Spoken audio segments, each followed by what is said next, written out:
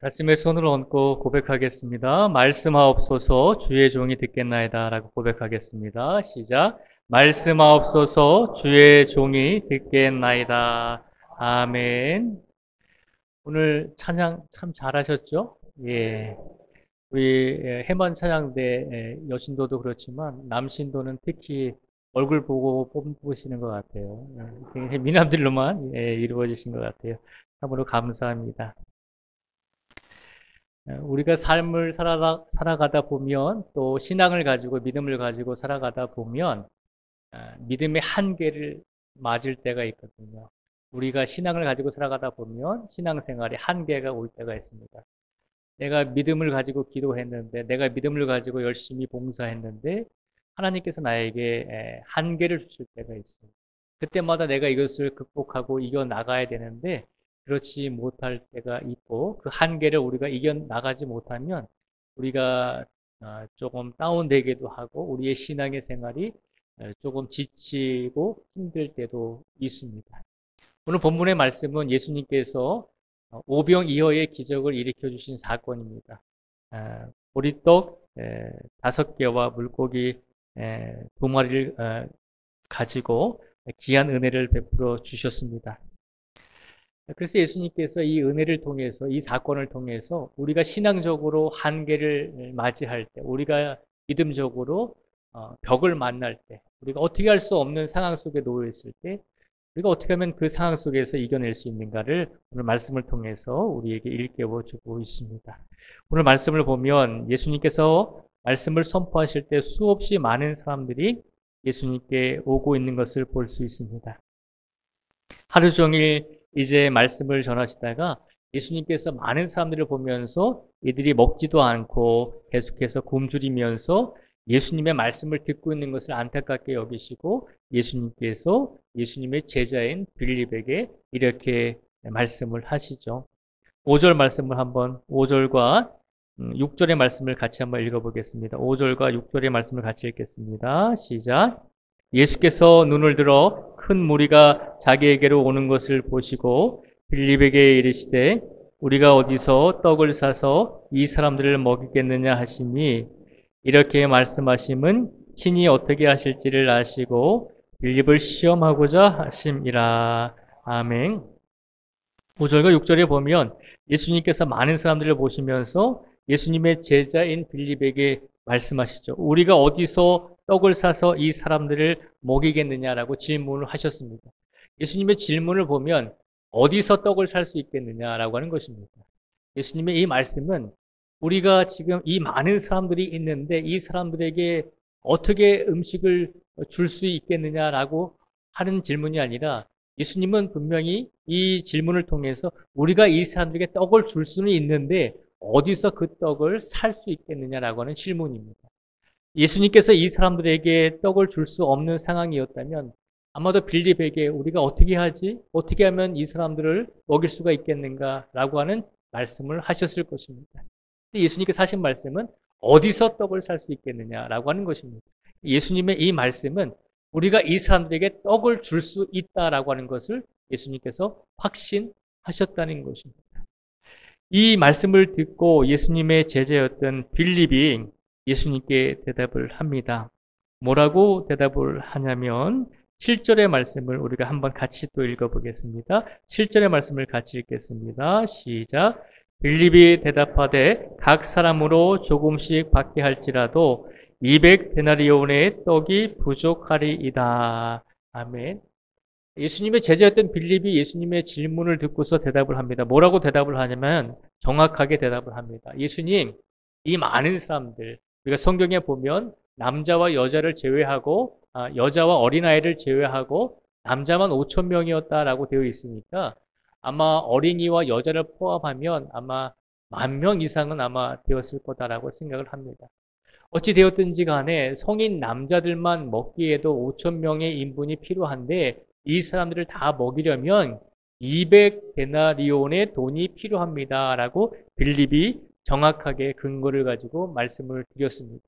200데나리온은 예수님 당시에 노동자의 하루의 임금이 한 데나리온이니까 한 6개월 정도, 한 3개월 정도 가까운 그런 임금이었습니다.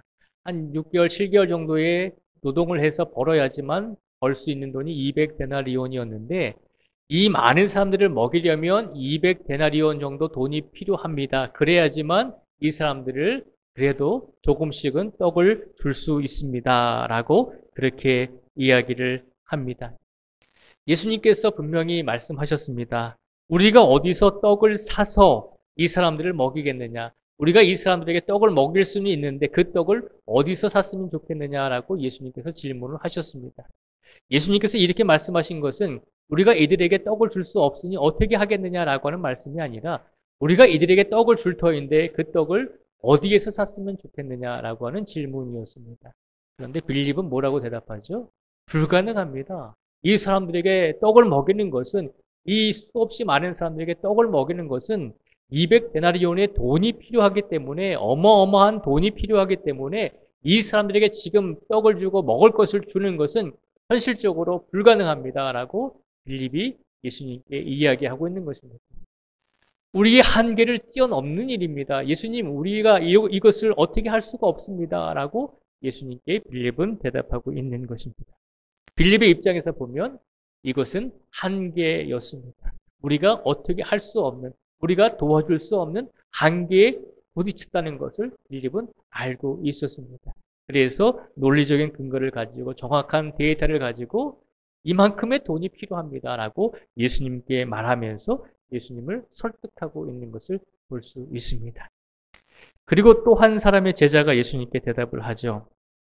그 제자가 누구냐면 베드로의 형제였던 안드레가 예수님과 빌립의 대화를 듣다가 이제 예수님께 이야기합니다. 우리 8절과 9절의 말씀을 한번 같이 읽어보겠습니다. 8절과 9절입니다. 시작. 제자 중 하나 곧 시몬 베드로의 형제 안드레가 예수께 여짜오되 여기 한 아이가 있어 보리떡 5개와 물고기 2마리를 가지고 있나이다. 그러나 그것이 이 많은 사람에게 얼마나 되겠사옵나이까. 아멘. 8절과 9절 말씀에 보면 예수님의 제자였던 안드레가 예수님께 또 대답을 하죠. 예수님 말씀 잘 들었습니다. 그런데 지금 우리가 가지고 있는 음식은 제가 파악을 해보니까 여기 한 어린아이가 가지고 있는 음식이 전부입니다. 그런데 그 아이가 가지고 있는 음식은 보리떡 5개와 물고기 2마리밖에 없습니다. 우리가 가지고 있는 음식은 이것이 최선인데 이 작은 음식을 가지고 이 많은 사람에게 어떻게 먹일 수 있겠습니까? 라고 예수님의 제자였던 안드레가 예수님께 이야기를 합니다. 보리떡 5개와 물고기 2마리를 가지고 이 사람들에게 얼마나 먹일 수 있겠습니까? 이것이 얼마나 되겠사옵나이까? 라고 안드레가 또한 예수님에게 대답을 합니다. 안드레의 대답을 보면 안드레도 어떻죠? 한계적인 상황 속에서 그 틀을 뛰어넘지 못하고 이것이 우리의 한계입니다. 아무리 예수님일지라도 이 많은 사람들에게 음식을 먹이는 것은 불가능합니다. 음식을 주더라도 지금 우리가 가지고 있는 이 음식은 이름 모를 이 어린아이가 가지고 있는 보리떡 5개와 물고기 2마리가 전부입니다라고 예수님께 이 안드레도 이 상황 속에서 우리가 할 수 있는 것은 아무것도 없습니다. 우리는 한계에 달했습니다라고 이렇게 대답을 하고 있는 것입니다. 이런 상황을 우리가 맞닥뜨릴 때가 참 많이 있잖아요. 우리가 믿음 생활을 한다라고 이야기하면서 우리가 하나님을 믿고 의지한다라고 하면서 우리가 믿음 때문에 우리가 신앙 때문에 교회 안에서 많은 예배를 드리고 많은 기도를 할지라도 우리의 삶 속에서 한계를 느낄 때가 참 많이 있잖아요. 아무리 열심히 하고 최선을 다하고 열심히 땀을 흘렸는데도 불구하고 그 한계를 이겨내지 못하고 벗어나지 못할 때가 많이 있잖아요. 그 한계를 맞이할 때마다 우리는 어떤 마음으로 인생을 살아가는지 우리 자신을 한번 되돌아보기를 원합니다. 예수님의 제자들은 예수님과 함께 있음에도 불구하고 그들의 환경과 현실의 상황 속에서 문제를 만났을 때, 한계를 부딪혔을 때 그 한계를 예수님을 의지해서 뛰어넘을 생각을 하지 못하고 인간적인 육신적인 눈으로 보다 보니까 그 한계가 전부다라고 생각하고 미리 의욕을 잊어버리고 그것을 해결하려고 하지 않는 모습들을 우리에게 보여주고 있습니다. 이런 상황 속에서 어떤 일들이 일어났을까요? 이런 상황 속에서 예수님께 자신의 음식을 드린 한 어린아이가 나오게 되는 것이죠. 그래서 오늘 말씀 중에서 안드레가 고백했던 것처럼 9절 말씀에 보면 이런 말씀이 있죠. 9절을 제가 다시 한번 읽어드릴게요. 여기 한 아이가 있어 보리떡 5개와 물고기 2마리를 가지고 있나이다. 그러나 그것이 이 많은 사람에게 얼마나 되겠사옵나이까? 라고 안드레가 고백을 하잖아요. 안드레의 고백을 통해서 한 아이가 보리떡 5개와 물고기 2마리를 분명히 가지고 있었다는 것입니다. 그리고 그 음식을 예수님께 드릴 수 있다라고 하는 것을 고백하고 있는 것입니다.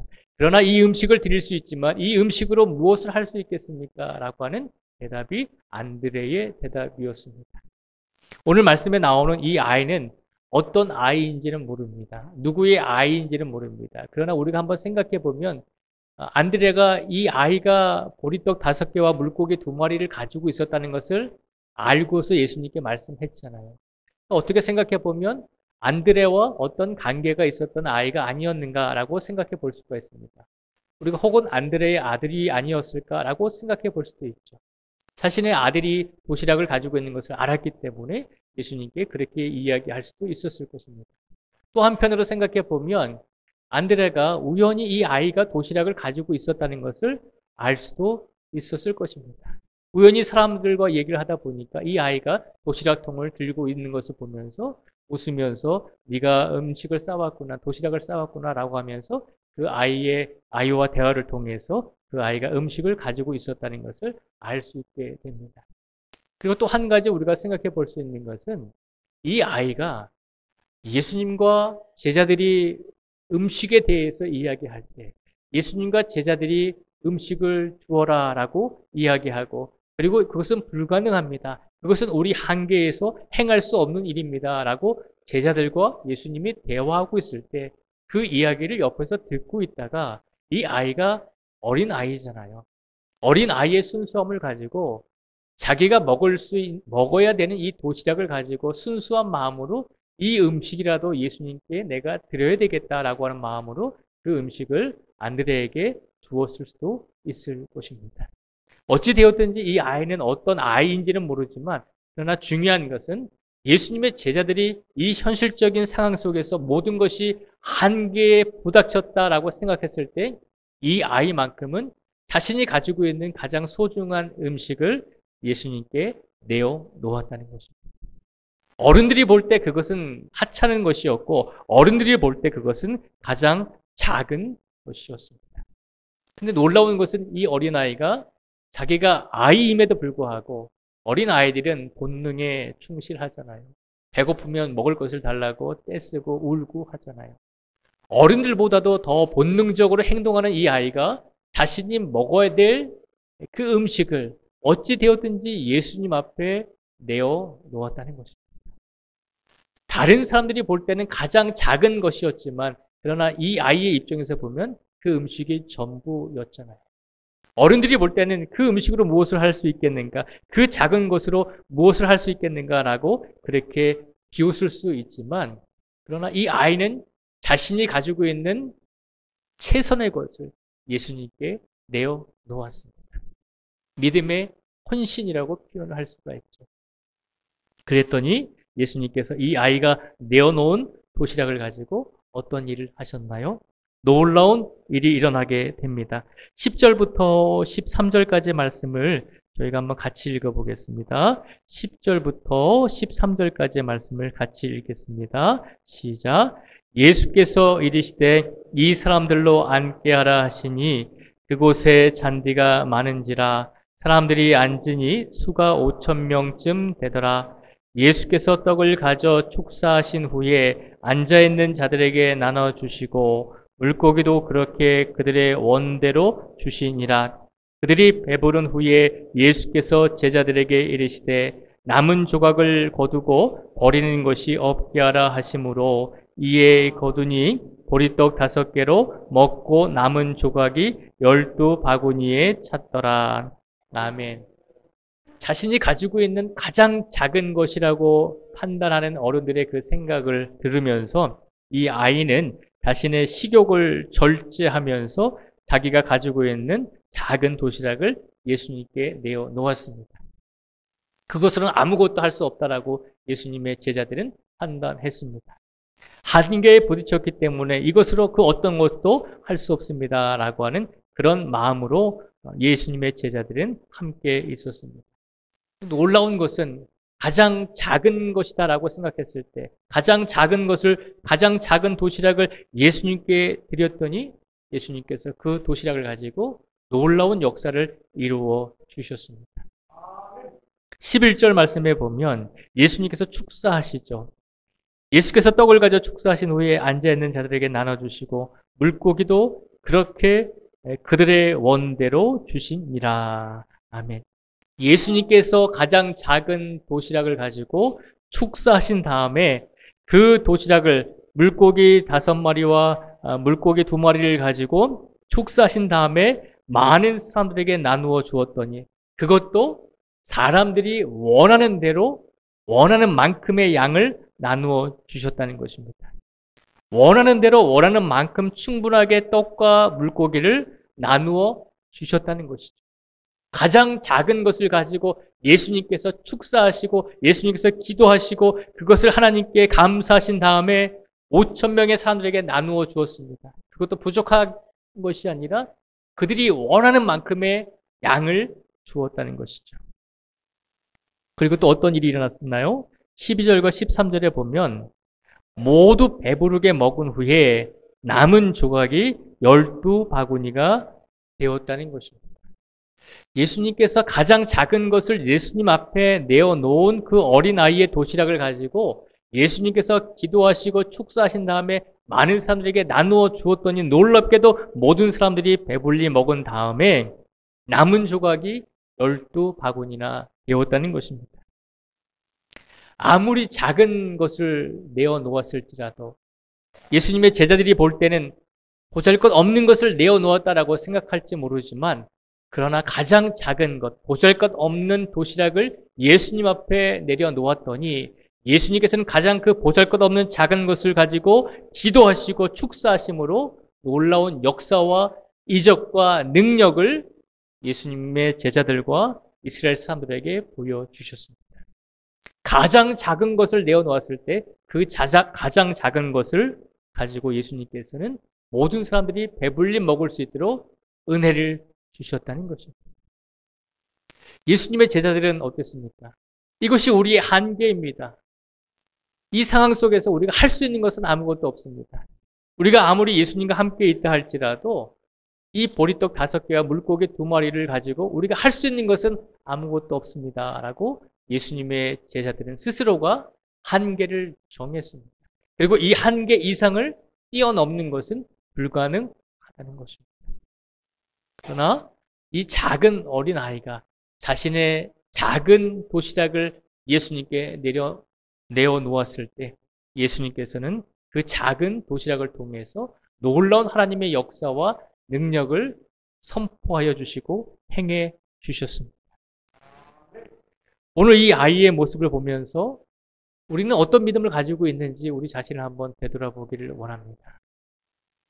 우리는 예수님께 믿음 생활하면서 신앙생활하면서 우리가 한계에 직면할 때 이제는 우리가 어떻게 할 수 없습니다. 우리는 이제 포기해야 되겠습니다. 라고 그렇게 생각하는 순간에 우리는 다른 사람보다 많은 것을 가지고 있지 못합니다. 다른 사람들처럼 큰 재능을 가지고 있지 못합니다. 나는 다른 사람들만큼 크게 봉사하지 못합니다. 나는 다른 사람들만큼 큰 예물을 하나님께 드리지 못합니다. 라고 이야기하면서 그래서 나는 아무것도 할 수 없습니다. 라고 생각하고 있지는 않은지 우리 자신을 한번 되돌아보라는 것입니다.